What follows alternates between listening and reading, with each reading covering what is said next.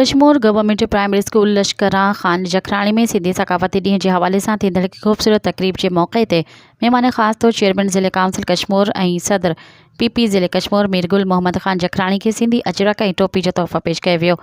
जहिड़े ते इन मौक़े ते स्कूल के ॿारनि पारां सकाफ़ती रक़्स ऐं मुख़्तलिफ़ टैबलोस पेश कया विया।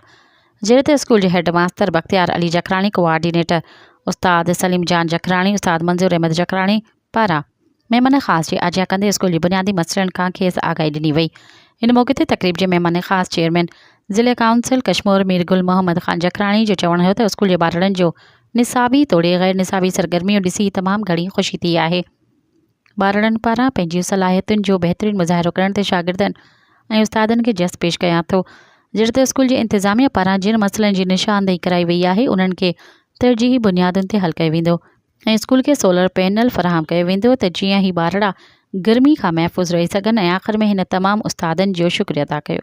मज़ीद ख़बरनि ऐं तफ़सीलात लाइ विज़िट कयो असांजी वेबसाइट www.awamiNewsHD.com ऐं ॾिसंदा रहो अवामी न्यूज़ HD।